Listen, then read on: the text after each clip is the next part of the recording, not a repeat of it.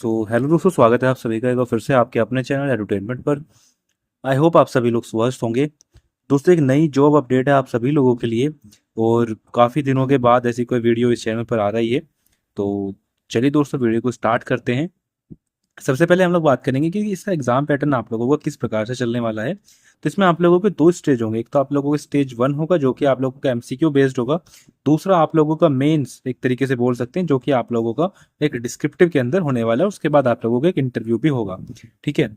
अब stage one में आप लोगों से क्या क्या पूछा जाएगा। तो स्टेज वन आप लोगों का एमसीक्यू बेस्ड होगा, जिसमें आप लोगों के जनरल स्टडीज से, रीजनिंग से, मैथमेटिकल एबिलिटीज से, function of higher education institution से। तो ये सारी चीजें आप लोगों से पूछी जाएंगी, जिसमें आप लोगों के 100 क्वेश्चन आएंगे 400 नंबर के, यानी कि एक क्वेश्चन आप लोगों का 400 नंबर का होगा। ठीक है जी। स्टेज टू की बात करते हैं, जो कि आप लोगों का मेंस एक तरीके से होगा। इसमें आप लोगों का डिस्क्रिप्टिव एग्जामिनेशन होगा, जिसमें आप लोगों से बेसिक नॉलेज ली जाएगी कॉन्स्टिट्यूशन ऑफ इंडिया की, इंडियन पॉलिटी की, एजुकेशनल, एडमिनिस्ट्रेशन एंड मैनेजमेंट की, फंक्शनल एस्पेक्ट क्या है गवर्नमेंट बॉडीज के और इंस्टीट्यूशंस के। ठीक है। तो ये सारी चीजें आप लोगों से पूछी जाएंगी। ये आप लोगों का पेपर होगा, 70 नंबर का होगा। ड्यूरेशन इसकी रहेगी दोस्तों 2 घंटे। ठीक है। और 20 मिनट का रिलैक्सेशन उनको मिलेगा जो भी विजुअली इम्पेयर्ड है या कोई भी पीडब्ल्यूडी कैटेगरी से आते हैं। ठीक है। ये वैकेंसी आप लोगों के दिल्ली यूनिवर्सिटी की तरफ से आई है। किस कॉलेज से है वो भी हम लोग बात करेंगे। और डिस्क्रिप्टिव के बाद आप लोगों का एक इंटरव्यू टेस्ट होगा, जो कि आप लोगों का 30 नंबर का होने वाला है। अब जो भी शॉर्टलिस्टेड कैंडिडेट हैं, जो भी अपीयर हुए होंगे मेंस एग्जामिनेशन में, as per stage two of the selection process is only be permitted to appear for the interview personality test. तो आप लोगों को इसमें अपीयर होना पड़ेगा, तभी जाके आप लोगों का इंटरव्यू टेस्ट कराया जाएगा। फाइनल मेरिट लिस्ट की बात करते हैं, तो मेंस के 70 मार्क्स, इंटरव्यू के 30 मार्क्स, टोटल आप लोगों के 100 मार्क्स। तो आप लोगों की जो फाइनल जो मेरिट लिस्ट बनेगी वो 100 मार्क्स में से बनने वाली है। ठीक है जी। सिलेबस की बात करते हैं, तो आप लोगों का जनरल स्टडीज, जिसमें आप लोगों की पूरी जीके पूछी जाएगी। ये 30 क्वेश्चन आप लोगों के जनरल स्टडीज के आने वाले हैं। रीजनिंग के आप लोगों के 30 क्वेश्चन आएंगे। जनरल मैथमेटिकल एबिलिटीज से आप लोगों के 30 क्वेश्चन आएंगे। Function of higher secondary education institution से आप लोगों को 10 क्वेश्चन आएंगे। अब इन 10 क्वेश्चन में आप लोगों से क्या क्या चीजें पूछी जाएंगी। सबसे पहले सेक्शंस पूछे जाएंगे, जितने भी हायर एजुकेशन इंस्टीट्यूशन में जो भी आस पड़ोस में, आस पड़ोस कह रहा हूँ मतलब करंटली क्या चीजें चल रही हैं हायर इंस्टीट्यूशंस में। और यूनिवर्सिटी ऑफ दिल्ली का भी आप लोगों से कुछ पूछा जा सकता है, उसका इतिहास वगैरह, है ना। इस तरह की चीजें, मतलब वो ये कि एजुकेशन से संबंधित आप लोगों से क्वेश्चन पूछे जाएंगे। 10 क्वेश्चन। ठीक है जी। अब मेंस का पूरा सिलेबस बताया है, जैसे कि मैंने आप लोगों को ऊपर बता भी दिया था कि constitution of India, Indian polity से, और एजुकेशन, एडमिनिस्ट्रेशन एंड मैनेजमेंट से आप लोगों के क्वेश्चन पूछे जाएंगे। फंक्शनल एस्पेक्ट क्या है गवर्नमेंट बॉडीज और इंस्टीट्यूशंस के, वो सारी चीजें आप लोगों से पूछी जाएंगी। ठीक है। जो क्वेश्चन पेपर आप लोगों का प्रीलिम्स होगा और जो मेंस होगा, वो आप लोगों का सेक्शन वन और सेक्शन सेकंड, तो आप लोगों का बायलिंगुअल रहेगा, इंग्लिश और हिंदी में। और आपके पास जो है ऑप्शन भी रहेगा कि आप लोग उसको चेंज कर सकते हैं। ठीक है। तो ये सारी चीज़ें हैं। बाकी आप लोग इसको डिटेल में पढ़ लीजिएगा। अब मैं बताता हूँ कि आप लोगों के जो ये वैकेंसीज हैं, ये आप लोगों की किस डिपार्टमेंट में, मतलब किस कॉलेज के अंदर आप लोगों की वैकेंसीज आई हैं। तो 4 जून का ये नोटिस है।